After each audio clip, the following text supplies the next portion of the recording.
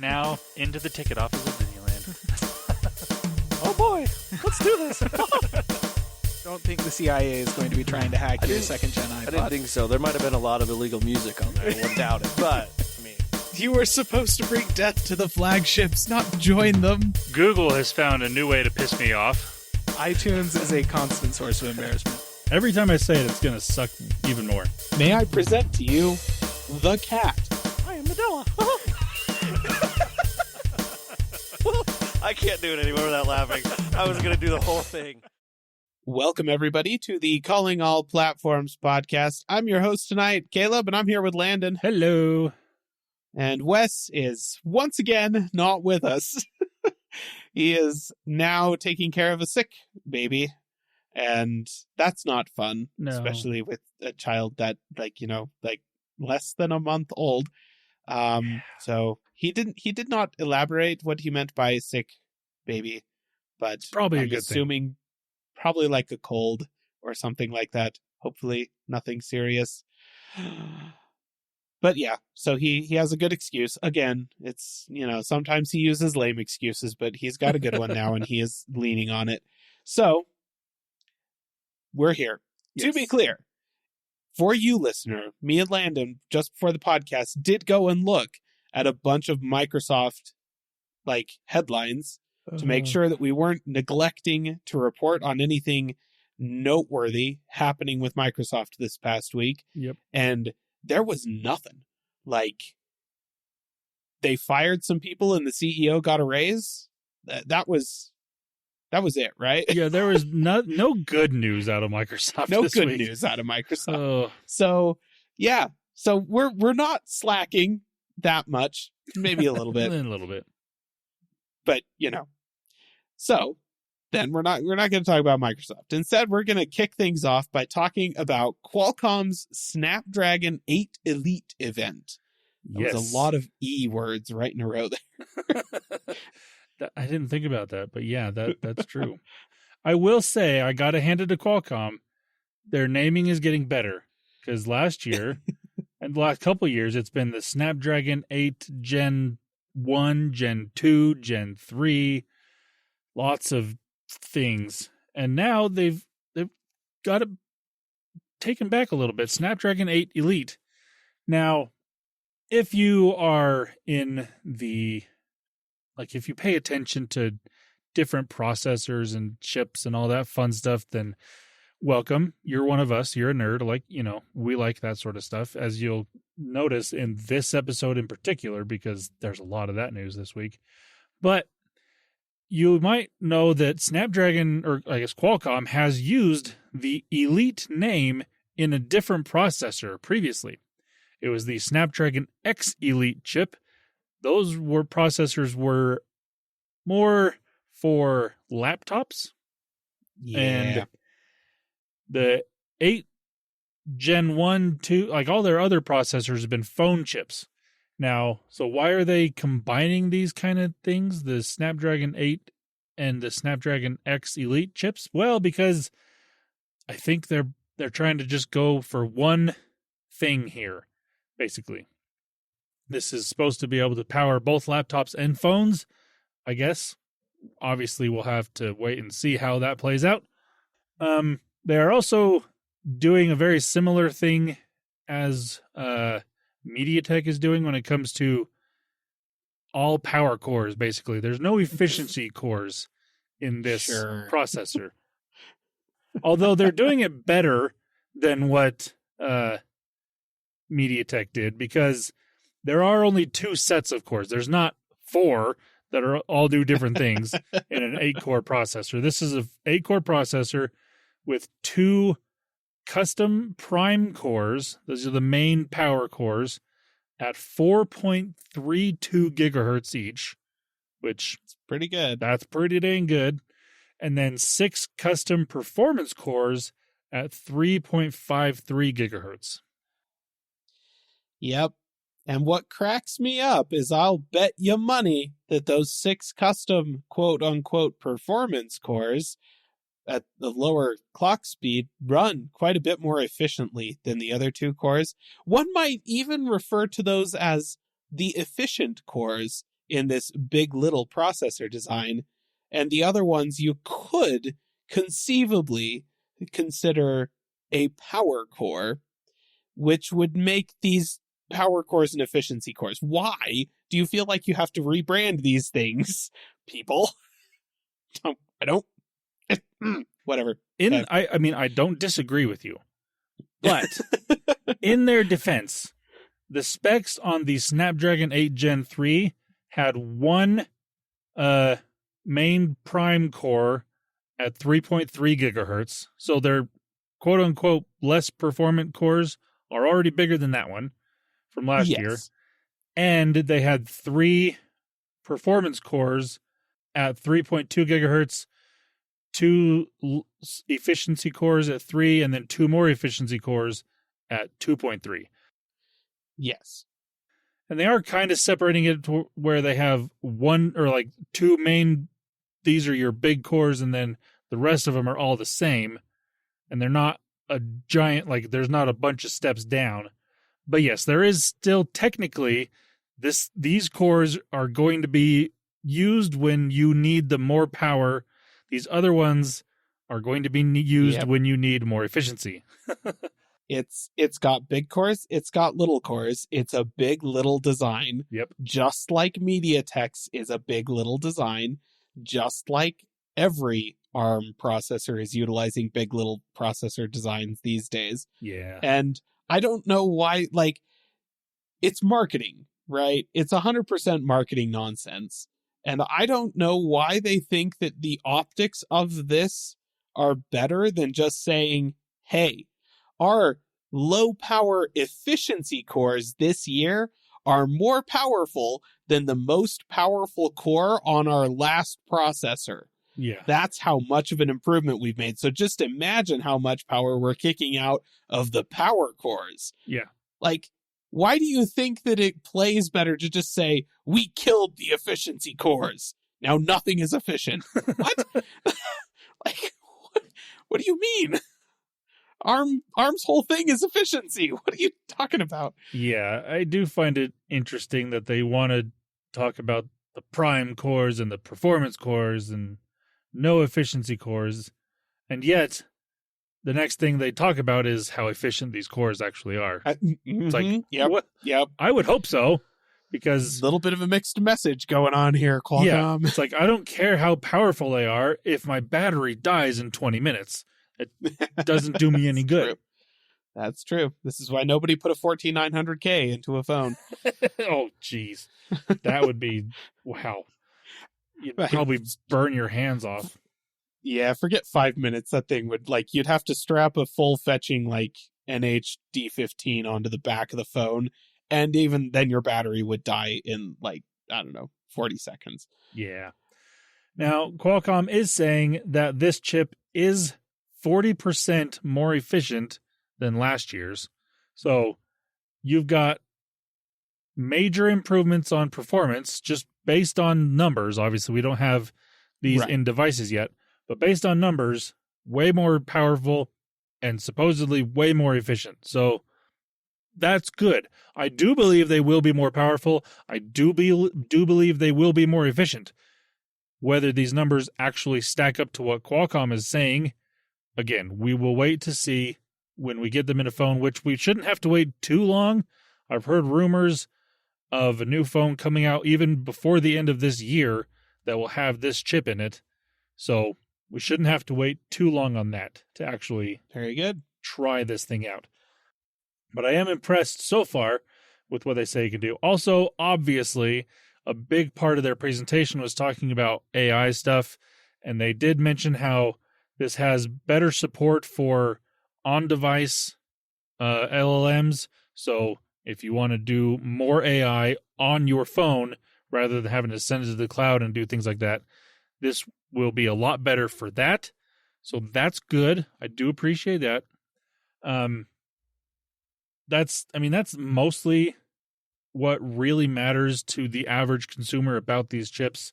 Again, we will have to wait until they actually come out in a device to really test them, to know if Qualcomm's just, lying to us. I'm sure they are fudging Yeah. like these numbers they're giving are going to be under perfect circumstances. So, Yes.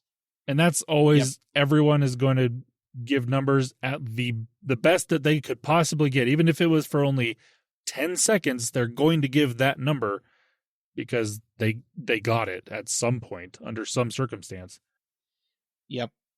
But I do, like I said, I do believe these are going to be much better than last year and more efficient. So I look forward to seeing how that actually plays out in a device. Yep.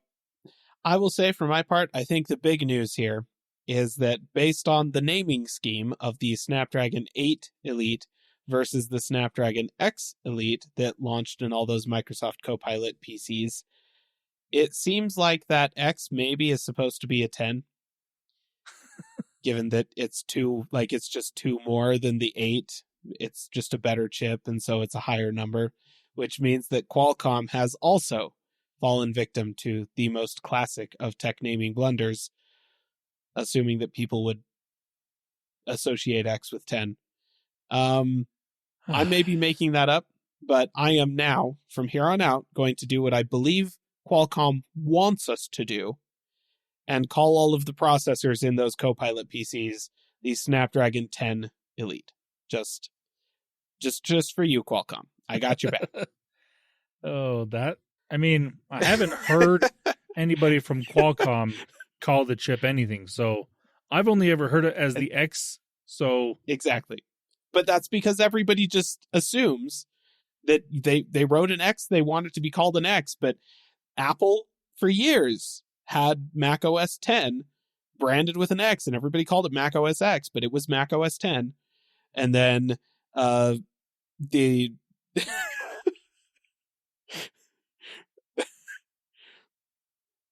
I guess it was the Xbox, actually. It was we had the Xbox 110 that Microsoft branded with an X, but it was clearly meant to be the Tenbo 10 110. 110, yes. Anyways, and then the Series 10 that they're currently selling. Anyways, no, I got you, Qualcomm. This makes sense, right? They've just rebranded, and the 10 is just a higher tier of processor than the 8. And so yeah, 10 Elite, 8 Elite, it tracks. Okay, so I'm on board. We're good. I mean, technically, the 8 Elite is supposed to be better than the previous X Elite because that was last year's laptop processor. This is this year's main processor. You say that, but I think the X Elite has more cores. They're older cores, but there are more of them. So I think that it is more powerful still. It's just not going to be nearly as efficient with the power that it outputs. That's fair. That's my impression. But again, I have not actually dug into the specs on these things and compared them because it's Copilot PCs. I can't be bothered. Anyways. Yeah. All right, let's go ahead and move on to Apple, who, according to marketing chief Greg Joswiak on Twitter, have an exciting week of announcements. He told us to Mac our calendars. Really? Greg. Wow. Mac is a verb.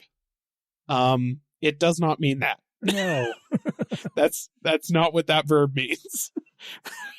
Okay. So yes, this is a thing that marketing director of Apple, Greg Joswiak, shared on Twitter, just basically saying that there's an exciting week of announcements. There was even a little video clip that had like a fancy logo that they would normally have for one of their events, but this was not an event invite, which seems to suggest that the rumors that we have had of some kind of Mac-focused event happening either at the very end of October or the beginning of November were kind of true, but it's not actually going to be an event. It is going to be a series of press releases happening this week that are going to be talking about the stuff we would have expected to see at the event. Okay, it starts tomorrow as of recording. It's October 27th right now. October 28th is when this is going to start, and you can bet your butt that next week we'll cover everything that Apple talked about in the coming week. Yeah. We've already covered a bunch of rumors, but just a quick rundown of what we are expecting So I guess what I'm expecting to happen over the next week for Apple. New Macs, right? We're going to have announcements of new MacBook Pros with probably the M4 Pro and most likely M4 Max, right? Is the Max and then Ultra is above that? Yes. I've already forgotten. Yeah, M4 Pro and M4 Max, not the Ultra, because that will come early next year when they talk about the Mac Pro and the Mac Studio.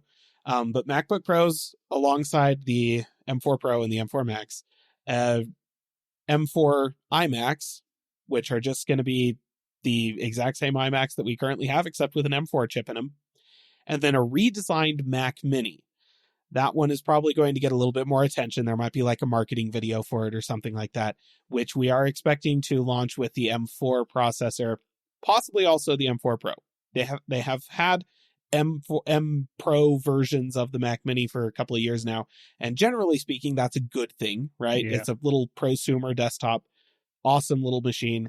We're expecting probably to have an M4 Pro in the Mac Mini. We are also expecting updates to their peripheral lineup. I heard about Now, this one. to be clear, listener, Apple's peripherals are at best average, right? Like the keyboard is not bad. It's not great, but it's not bad. It's a good keyboard. Expensive, but if you get it in the box with an iMac or something like that, it's not a problem. Yeah. It looks nice. It works fine. Use it. If you spring for a couple bucks extra to get the Touch ID version, cool. That's nice. The trackpad, again, expensive, but it's like industry-leading trackpad. It's a little bit weird that you're using it on your desktop, but you know what? Given that your other option is the Magic Mouse, get the trackpad. Yeah. Get the trackpad. Pay a couple bucks extra. Get the trackpad with your iMac. You will thank me later. And then there's the Magic Mouse, which is a travesty and an abomination. To say that Apple needs new peripherals is an understatement. The keyboard itself, okay, whatever. They're probably not going to re-release that. It's just their laptop keyboard stuck into a tiny little enclosure with some Bluetooth stuff and whatnot. The trackpad, it's the same thing. It's just a bigger version of their laptop trackpad stuck into an enclosure with some Bluetooth stuff. Also probably fine.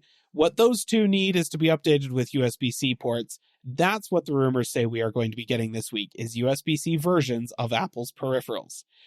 Unfortunately, the fact that we're not having an actual event means that that's probably all we're going to be getting, is just USB-C ports on the back of Apple's existing peripherals, which for the keyboard and the trackpad is fine. Yeah.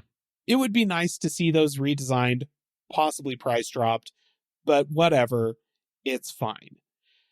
The Magic Mouse, though, is again a travesty and stupid beyond reason. But the rumors currently suggest that all we are going to get is that exact same travesty with a USB-C port on the bottom. Yep. Because again, the charging port for this mouse is on the bottom. You have to turn the mouse on its side to plug it into charge. It's the dumbest thing ever. It's also the least efficient mouse I have ever used. Every other Bluetooth built-in battery mouse I have ever used in my life lasts for 3, 4, 5 months on a charge. Right? This thing, 2 weeks, 3 weeks, maybe. Yeah. 8 hours a day. You're going to kill it in a couple of weeks, and it's going to die at the least opportune moment, and then you can't use it while it's charging because Apple hates you. They hate you. So anyways, I'll get that out there. I'm already upset about the peripherals. Yeah. I mean, originally I would have said that Johnny Ive hates you, but the fact that it hasn't changed since he's been gone does mean that, yes, Apple hates you. It's not just Johnny Ive, which definitely he does, but so does everyone else on the design team at Apple. Because, and I mean, one of my favorite moments in recent Apple history is an interview that Marques Brownlee did with Tim Cook, and he specifically asked about the Magic Mouse and where Tim Cook would put that on a tier of different products. He did not do the tier of products because it's Tim Cook, but you could also tell that he was struggling to say good things about that mouse because it's awful. It's the dumbest mouse that, in a line of dumb mouses that Apple has made, it's by far the dumbest. Oh, yeah. There's a video on Calling All Platforms Tech on YouTube. You should go check out, listener. It's called A Brief History of Pain, the story of Apple mice. And yeah, I go into my feelings on this in quite a bit more depth in that video, so I won't do that now. You should just go check out the video on YouTube. But suffice it to say, that moment was pretty hilarious because you could tell that, A, Tim Cook does not use the Magic Mouse. No. Like, that was obvious from his response. And B, Tim Cook might not even have realized that the Magic Mouse was still for sale.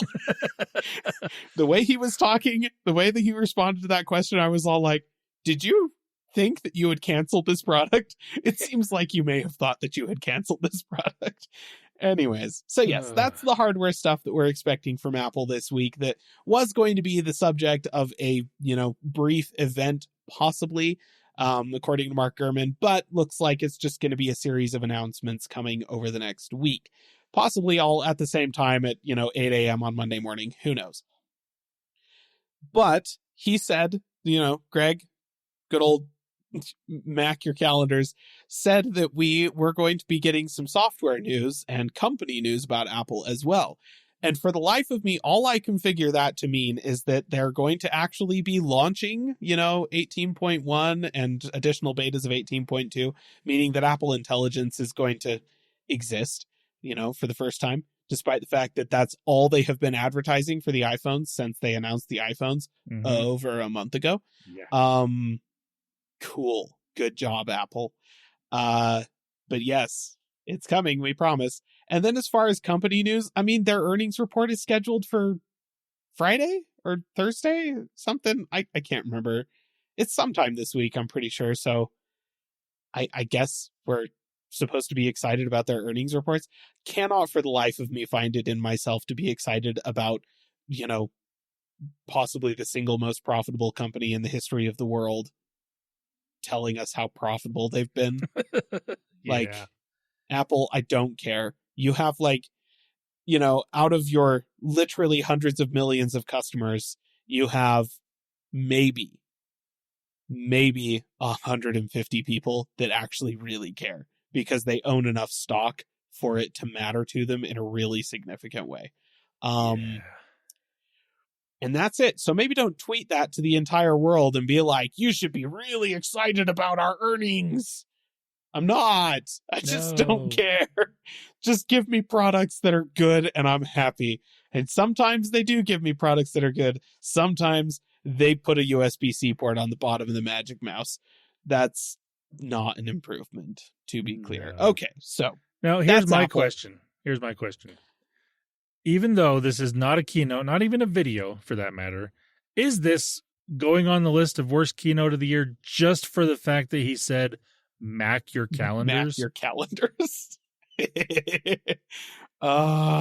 Maybe. Because that's just so bad. if nothing else, Greg Joswiak's new nickname is Mac your calendars. It's no longer Jaws. Yeah. No, sorry, man. This is going down in infamy. This is just like when it's just like the Courage thing, Apple had Courage to take the headphone jack away. And that's why Phil doesn't do public speaking engagements anymore. That's not the only thing, but that was a big one. Yeah.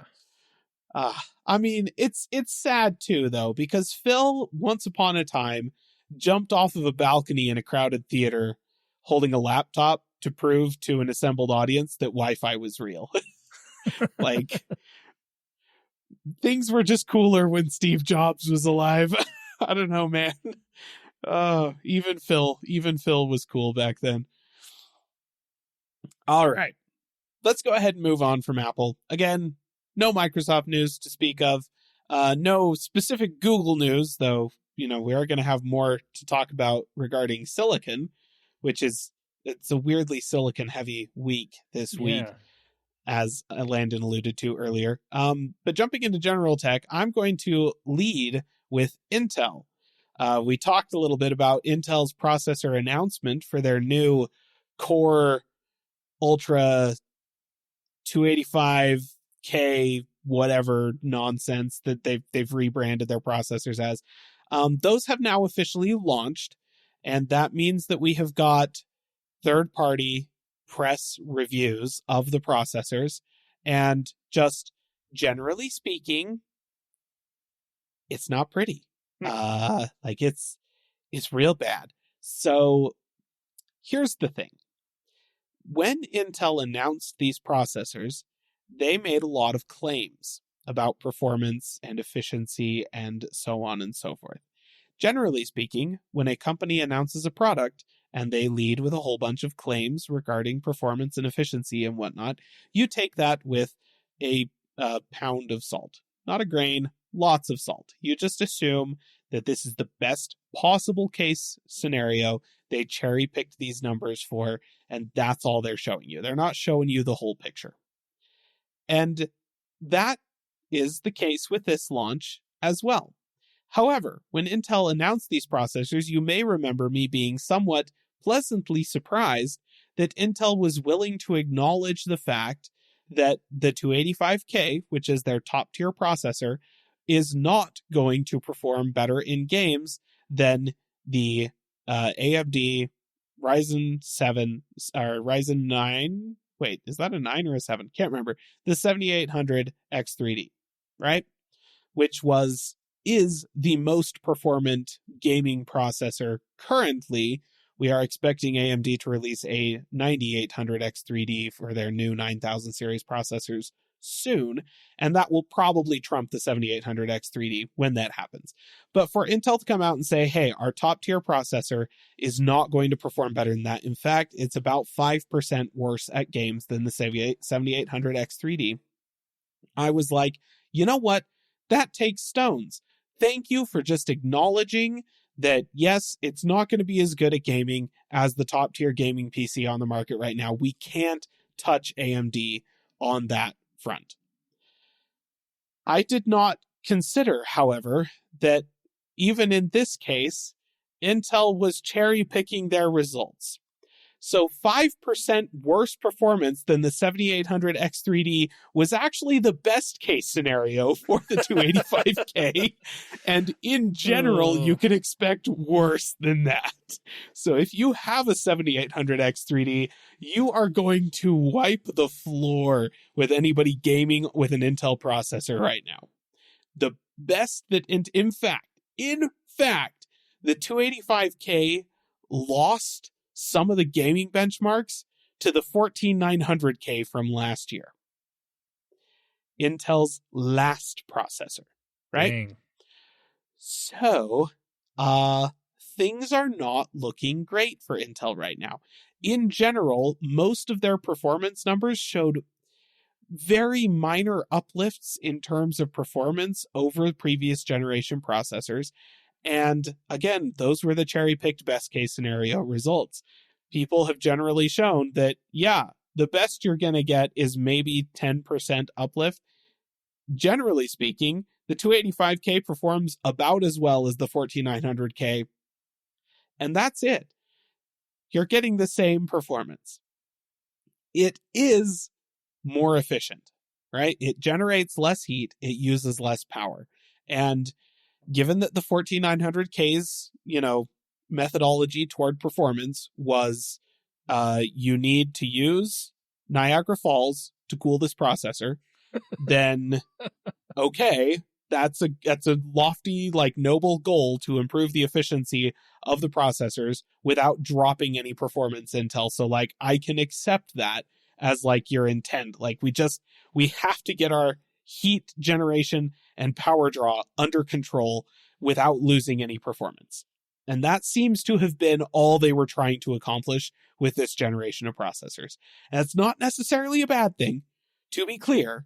It's just that the fact that that's all they were able to accomplish was the same performance with less heat and less power draw that's really scary. Like Yeah. I have been dunking on Intel for like going on 5 years at this point on this podcast for generally like just not refusing to get significantly better while AMD was rocketing up from behind. And a couple of years ago, we got to the point where AMD had, in terms of performance, in terms of price, in terms of gaming, they had matched Intel and started jumping ahead of them.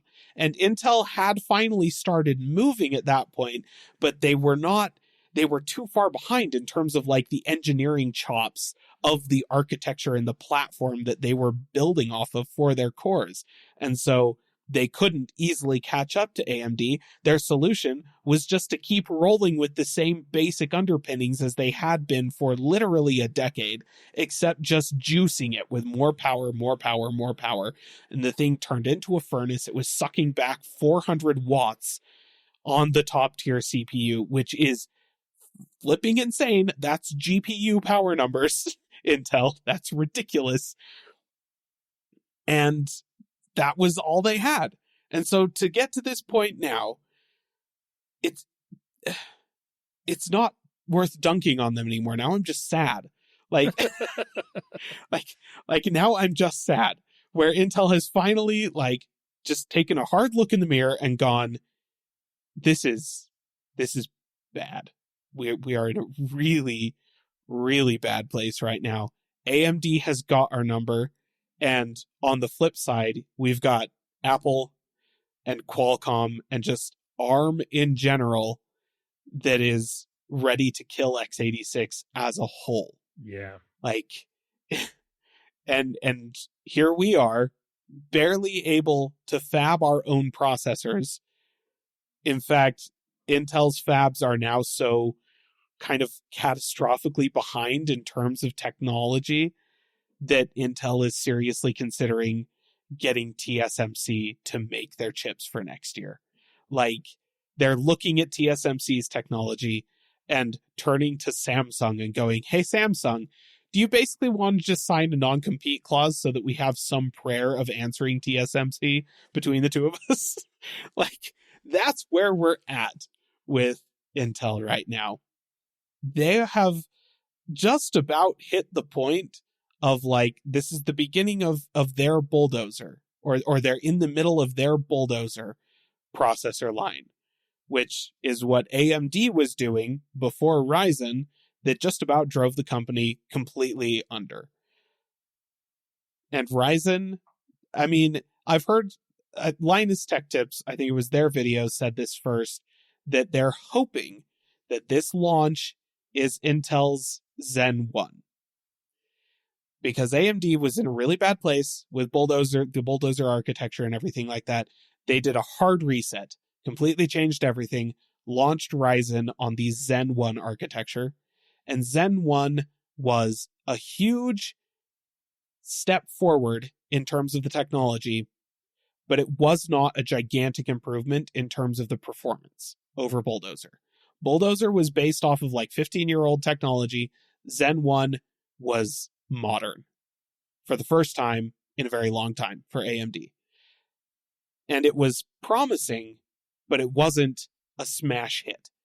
Zen 2 was a significant improvement over that. By the time they hit Zen 3, everyone was like, oh no, this is serious. AMD really knows what they're doing with this. And it took a little bit, it took a little bit to get going. And so they're basically, the suggestion is that we're hoping that this is Intel pushing the reset button, going, okay, we need to just stop putting band-aids on our crap. We need to actually hit the reset button. We need to go back. We need to design this from the ground up. We need to rethink everything, and we need to release something that we can build off of in the future. And they're hoping this is it. I am not so confident, but I love the optimism and I'm here for it. So let's just say that this is Intel's Zen 1 moment. Yeah. This is the reset button. From here, next year is going to be a little bit better. And then the year after that, we're going to be like, oh, wait, no, Intel is back. They're actually going to compete now. This is going to happen. So that's go Intel. We're all rooting for you, which is a very, very different story than I was telling just a few years ago, because at that point I kind of wanted you to go under. But no, we're here, we're back. You can do it. Keep up the good work. I mean, we don't want to have happen, well, like what did happen with Intel, we don't want to have happen in other companies because they lost all the competition, so they kind of plateaued, which is what has led to this happening. So yes. I agree. I kind of hope that this is that kind of moment. Is the question I have though is like, is this the first processor started under the new CEO? It might be. Because I could see that being the case, like what happened with AMD. Like she gets in there and she's like, "Okay, we're cleaning house in how we do stuff. What it was before was obviously not working." So she comes in, tears everything down. We're starting over, and then this is the start of that, hopefully. Yeah. And I mean, that's essentially exactly what happened with AMD. They were about to go bankrupt. They brought in Dr. Lisa Su. She pretty much just restarted their entire chip development pipeline with a new architecture, and they built Zen 1 came out of that. And so we can hope that, like, Pat Gelsinger has been, when was that? He started 2 years ago. And that feels like about the right amount of time for them to have been like, okay, we're resetting, and we're gonna launch a new processor architecture. I can't remember exactly when he started there, but it feels like that might be what this is. This is the first chip that was built from the ground up under Pat Gelsinger's leadership. And maybe this is their, maybe he's their Lisa Su. Maybe he's gonna knock it out of the park. Maybe this is, because that's the thing is that, he came in, everyone's all like, oh yes, he's here to save Intel. And then we had a few years of that not happening. Yeah. So, but like I said, maybe this is it. Maybe this is the reset button. Maybe this is the beginning of his actual plan, because it takes a few years to swing an organization of this size around. So yeah, but it's the optimistic read, and that's where I'm at with this right now. Like, let's hope that we can go up from here. All right. So yeah, that was the Intel launch. Good times. We'll keep an eye on it. Now more silicon news. Well, I guess not news about the silicon, but news about the people that make them. Landon, why don't you tell us about ARM versus Qualcomm? Because, listener, we apparently have not gotten our fill of lawsuits and things of the sort, because no, never. There's more. So apparently, I kind of forgot about this happening, but last year, or was it last year or 2 years ago? Trying to remember. It might have been 2 years ago. Last year. September of 2022 was what it says. Okay. Oh, was it? Wow. Okay. So ARM filed a suit against Qualcomm because Qualcomm was trying and did succeed in purchasing another company called Nuvia, which was a startup company that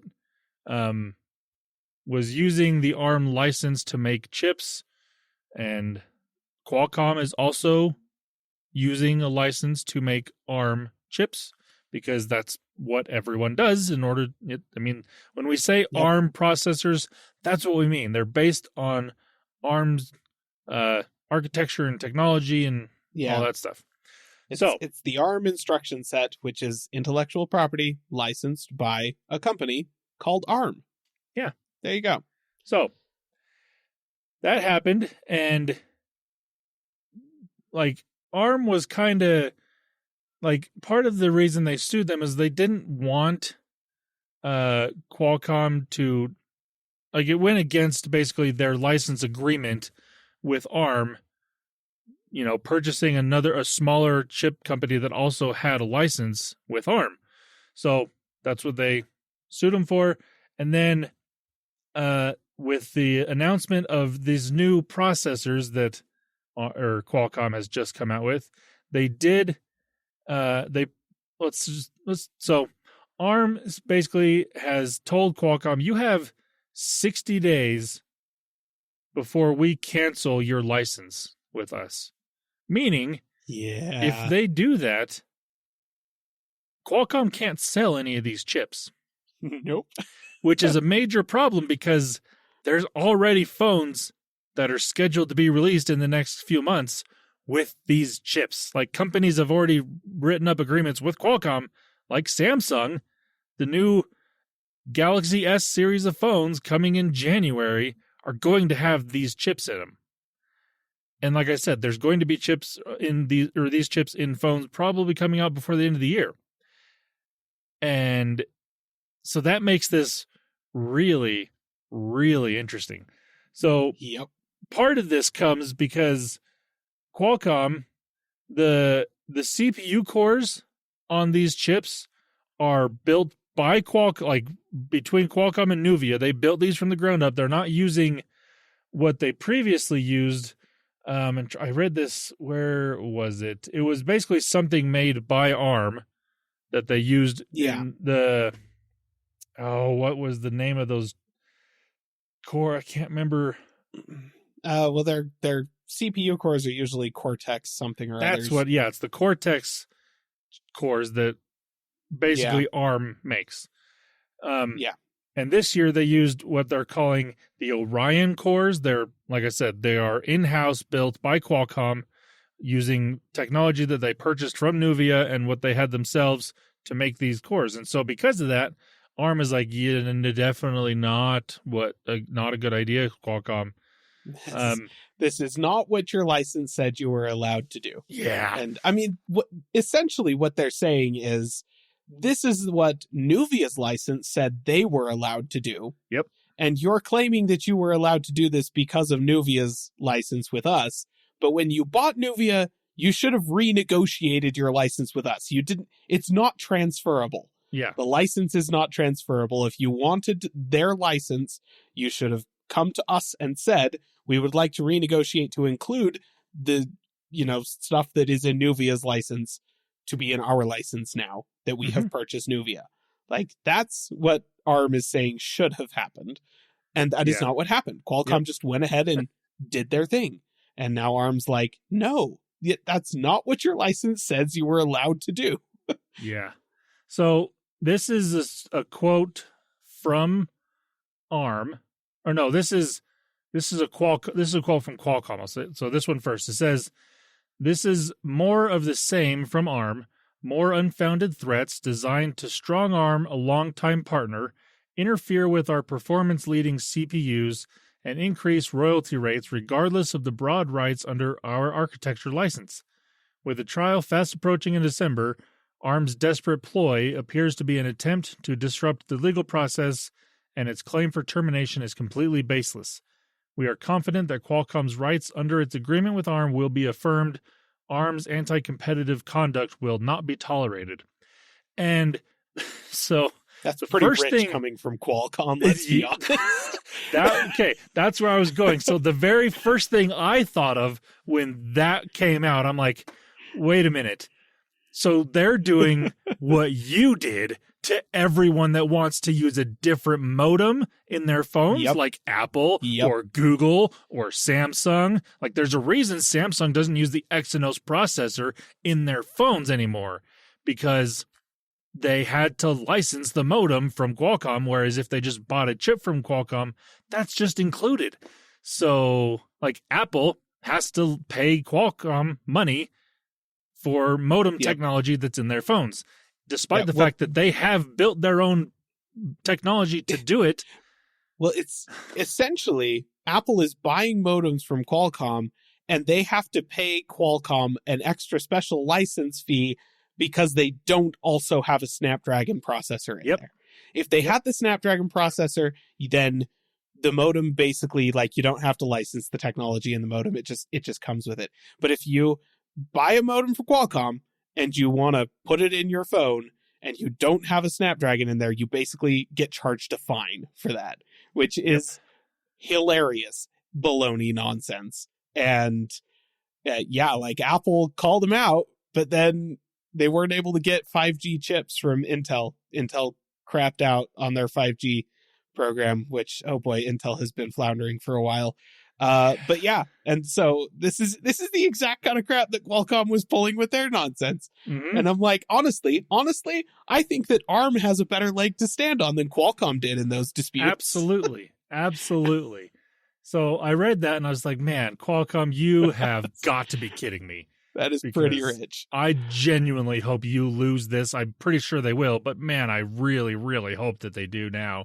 Yeah. Ugh, it's just so stupid. So ridiculous. And then this one article I read from Android Police, they reached out to ARM, and this is the comment that they made. It says, following Qualcomm's repeated material breaches of ARM's license agreement, ARM is left with no choice but to take formal action requiring Qualcomm to remedy its breach or face termination of the agreement.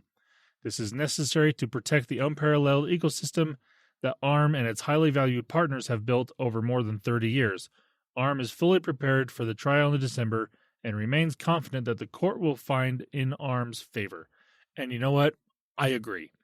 Good on ARM for, doing this. And because Qualcomm, you did it before, you have no right to just push back and say, bah, bah, bah, bah, bah. No, nope. You suck. Man. Sorry, not sorry. Yeah. I hope you seriously. Yep.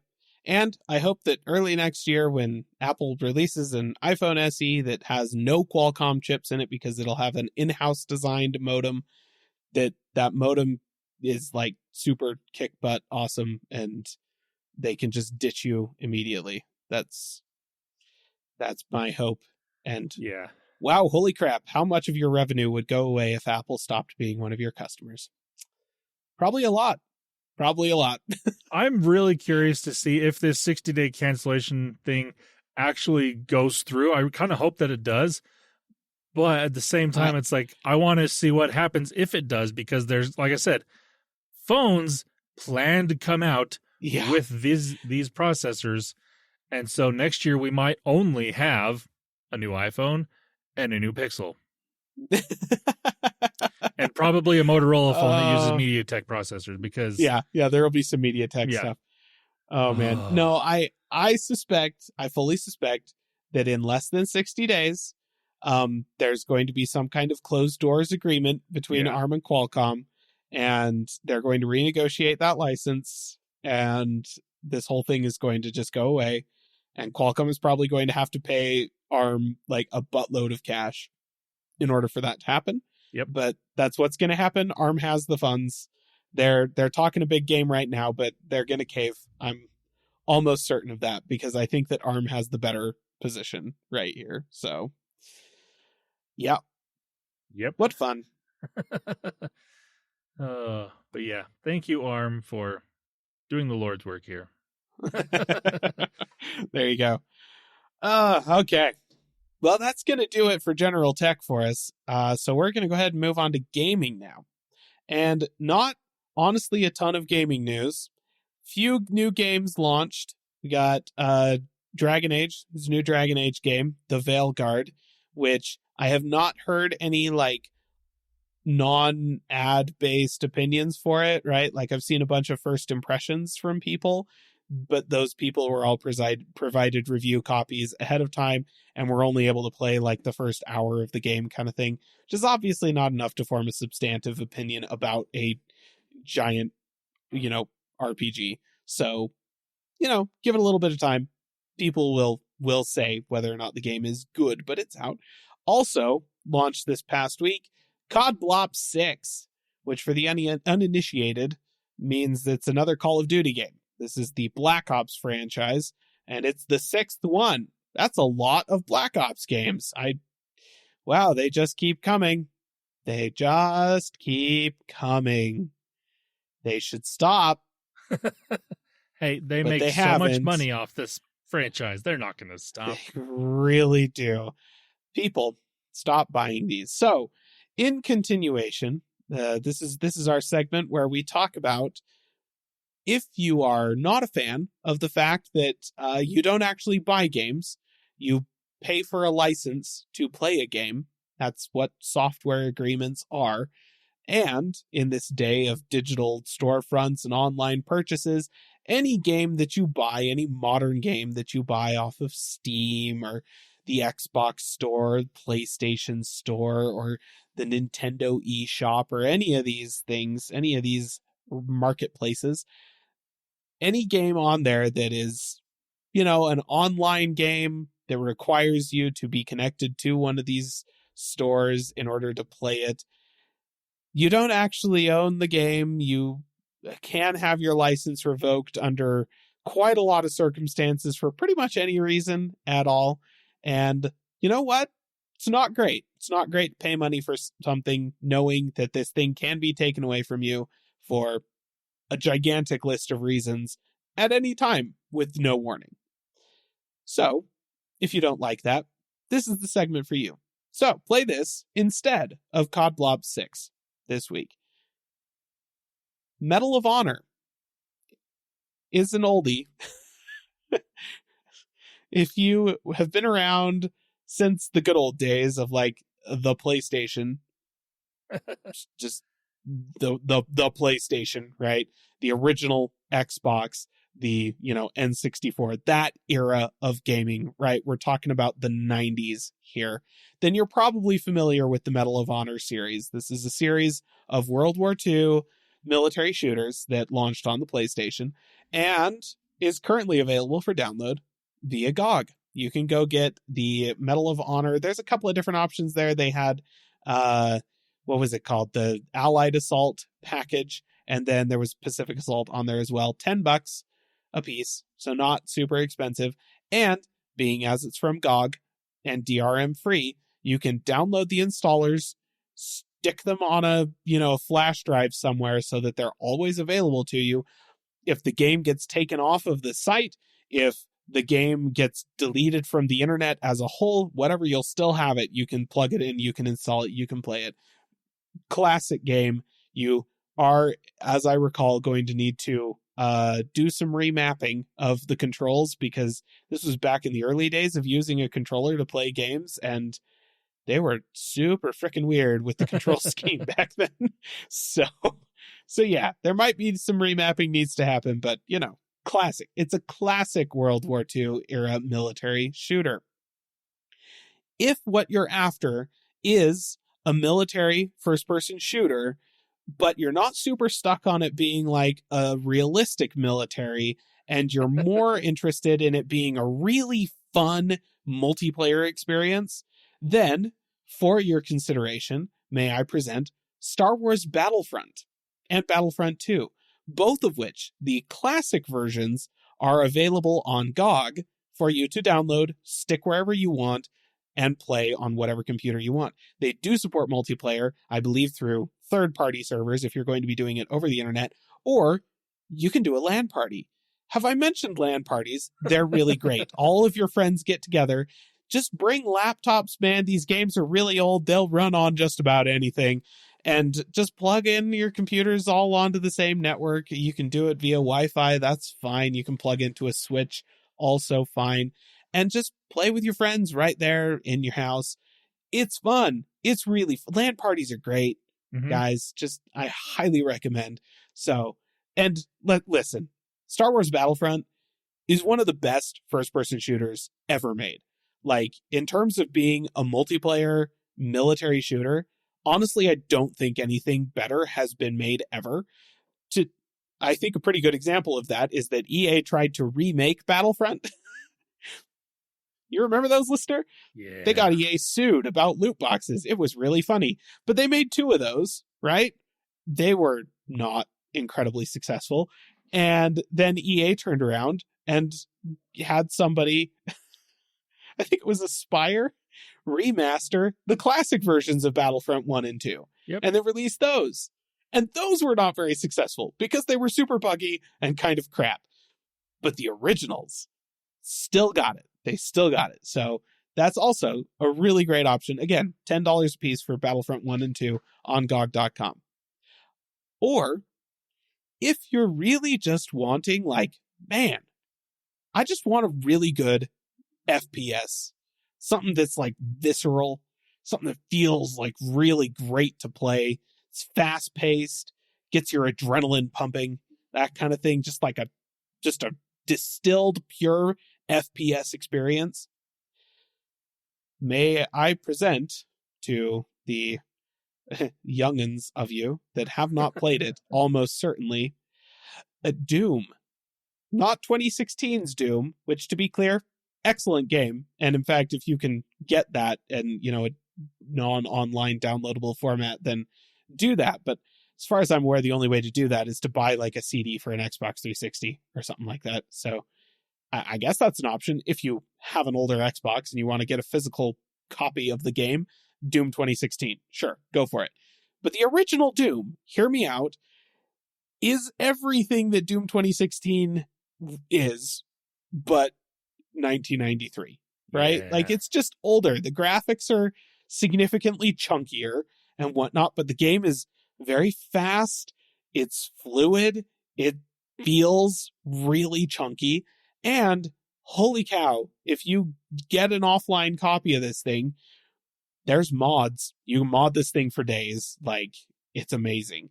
Also, it plays on anything. Right now, you can open up your browser. You can go to archive.org, which I did check is up this week. So that's wonderful. Love that.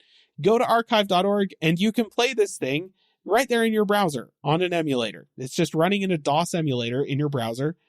You play it in your browser. You can play it on the nearest graphing calculator. You can run it on a pregnancy test. Literally anything will run Doom. We have an entire segment on this podcast dedicated to things running Doom. And there's a reason for that. Doom is an amazing game. If you're looking for a really pure distilled FPS experience and you don't want to pay $70 for COD Blops 6, a game which could realistically be yoinked away from you at any moment, Doom is a really great option. So there you go. This one was kind of low-hanging, easy fruit for me this week.